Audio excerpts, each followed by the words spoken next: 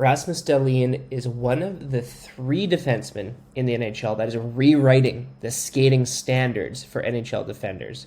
From a biometric standpoint, we see Dahlin leveraging the new technology of today's skates more than older players. And we also see him consistently using new footwork in new ways to evade his opposition while opening up new options for himself.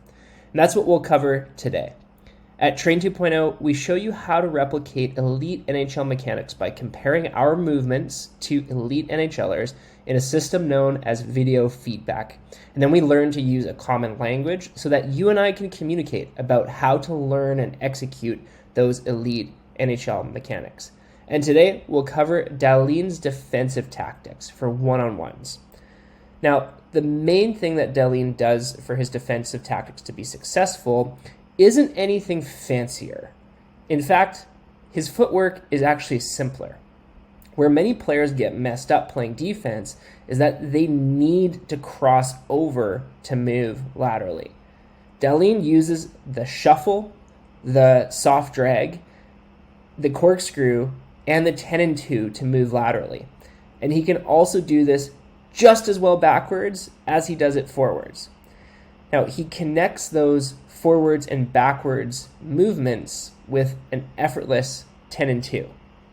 Let's look here for one example. When closing the gap on his man in the corner while playing defense, he does it's kind of like a crossover stride, but it's not really. It's kind of like a half cross, half stride, followed by a shuffle. So this is a shuffle on his outside edge. He's not crossing over here.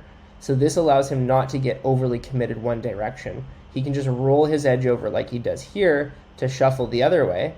And then he's able to move that into a corkscrew. This is how he's able to be like a spider because he doesn't get crossed over one way. He's able to still move laterally this way and match and mirror his opponent and then move laterally back the other way, but he never had to move his feet. Now, we'll see in another very similar example, him using very similar mechanics again. Now, a lot of NHL defenders will use 1 or 2 crossovers to set their gap and just to get enough speed. But from that point on, we see the backwards mechanics of a backwards corkscrew followed by a no crossover pivot. So this is an open hip 10-2 where we can see the heels coming together in order to close that gap. Now we see a little bit of a shuffle here followed by, we do see 1 crossover, but this is kind of, it works because the opponent is going wide on him. But then from here on out, it's a corkscrew, and he's able to maintain his movement with these other downhill mechanics. So he's able to shuffle here and roll it into a corkscrew so that he can still have balance and power and lateral mobility in this defensive play here. Now, many players hear the cue, don't cross your feet while playing defense, but they don't know exactly how to move laterally without doing that.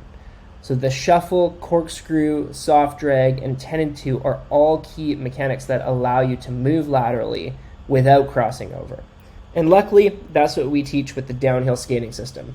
Like I mentioned at the beginning, when we compare your video to elite NHLers, like Dahlin, to highlight the differences between their movement and yours, and then we use a common language to coach you on how to move differently so that you can adopt Dahlin's mechanics as your own.